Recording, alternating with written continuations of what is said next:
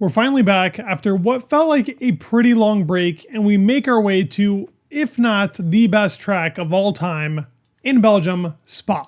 This track historically has brought too many moments to count and provides some of the most thrilling corners we have ever seen these Formula One cars go through. It's been around for a very long time. Unfortunately, in the near future, it seems like it's going to be put into rotation, which is such a shame considering the elevation on this track and just the overall history that really surrounds it. Obviously, a very famous moment was 1998 in that multi-car pileup where so many drivers were involved, up to 13. That crash is still probably the biggest crash we've ever had at a Formula One start, and just how many drivers were involved, the restarts, so on. But then we've also seen some crazy overtakes, like the Mika Hakkinen overtake in 2000 on Michael himself. Using a back marker to get through brilliantly was a very well done and thought out move, and has gone down in the history books as one of the best and greatest overtaking maneuvers. In 2012, we had yet another crazy crash where Grosjean launched himself over multiple cars.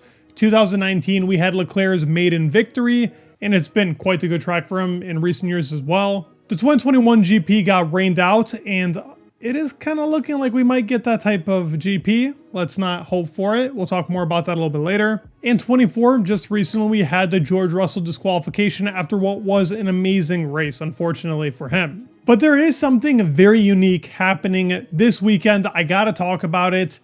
It's not happened in a very, very long period of time, and the strategy should be spiced up quite a bit. And what I'm talking about is the compounds. We have a C1, not a C2, but we go straight to the C3 for medium, and the soft is a C4. Now, I have seen a lot of people very happy about this. I think it's a good choice by Pirelli. At least spice it up. Let's see now what is the better choice to go for here in Spa, because last year the one stop was definitely the way to go, even though some teams did go for a two stop. But this year on softer compounds, it seems like it's going to be very conflicting between the teams on what's the right strategy called. Do you go for the one stop, which will be definitely slower than the C3 tire, or take the gamble and full out pace? Regardless, it should be fun. The only unfortunate part to seeing this whole preview, with the traction being a 4, tire stress a 5, another reason why Spa is one of the best circuits of all time. The asphalt grip is about a 3, braking, it does say 4, but there's a lot of high speed sectors as well that are very important. Track evolution isn't as big because a lot of cars come here very often. It's a very well used track throughout the season.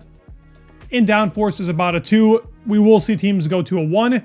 If it's going to rain like it's projected, then probably a 3. Now, looking at the weather forecast, it's probably best that you look away from the screen because this looks very menacing considering how 2021 ended up.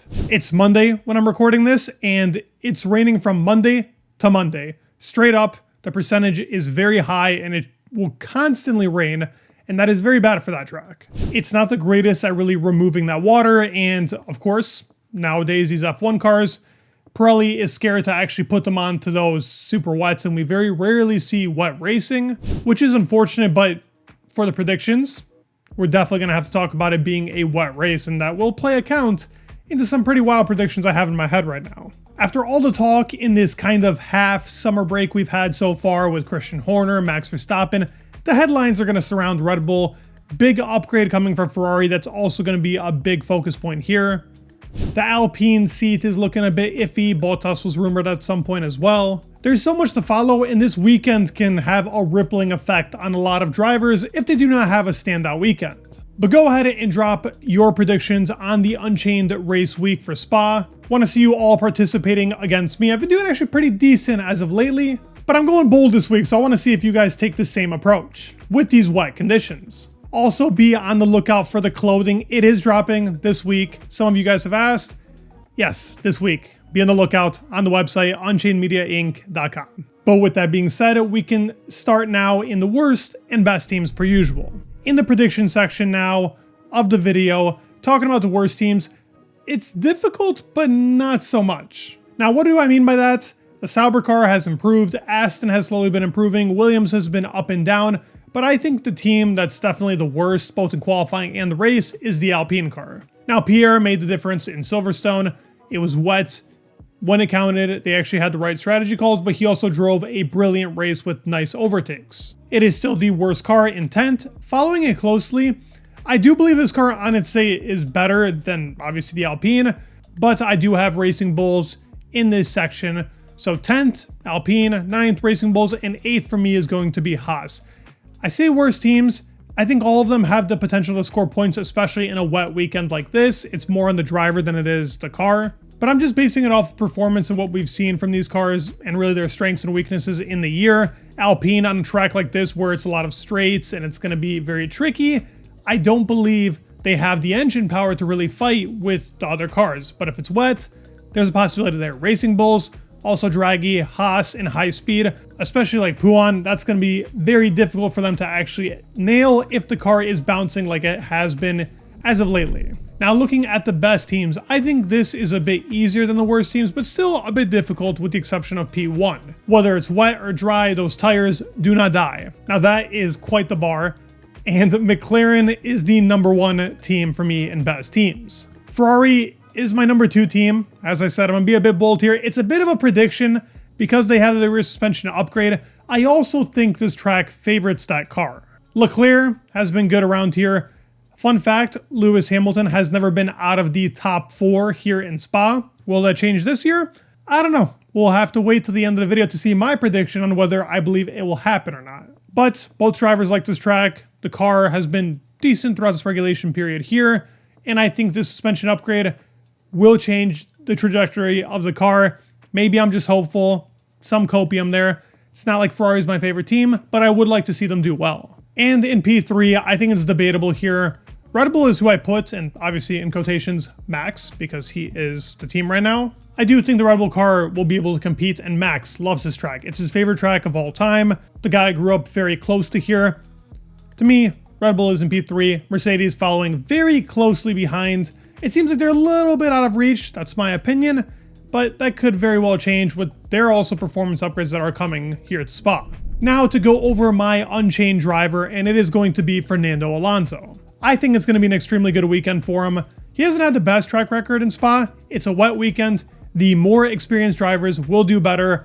I think it's going to be Alonso's best weekend of the year. That's your hint. My surprise team, kind of talked about it in best teams.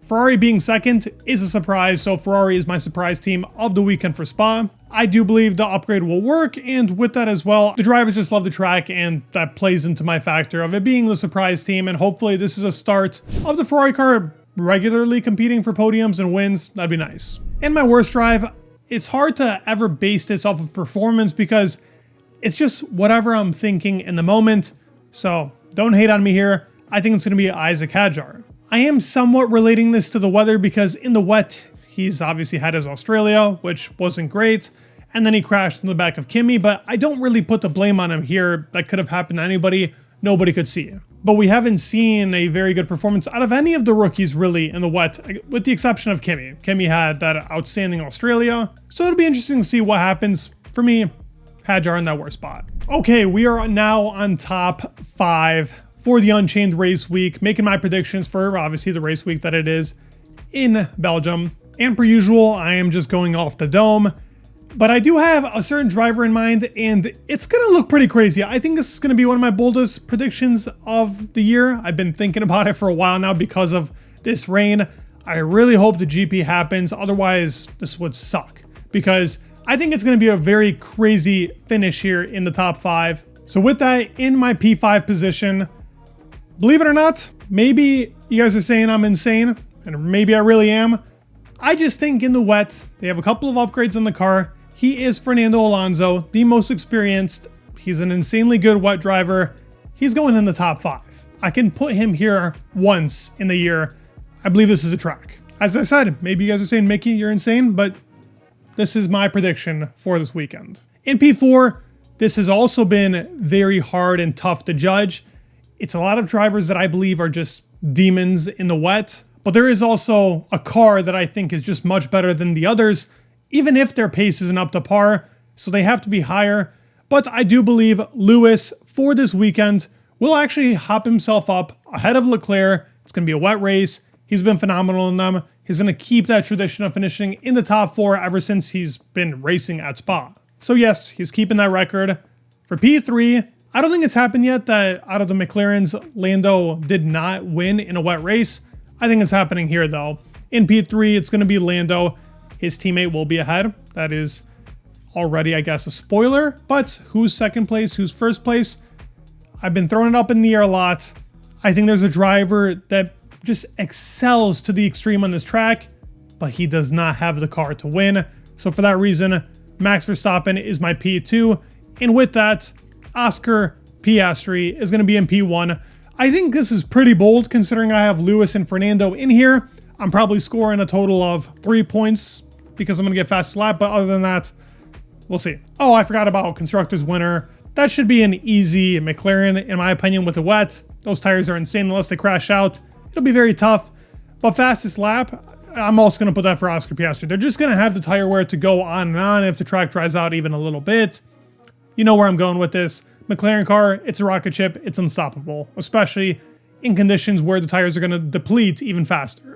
So that is my list for the weekend. I would love to see yours. Go on unchainedmediainc.com.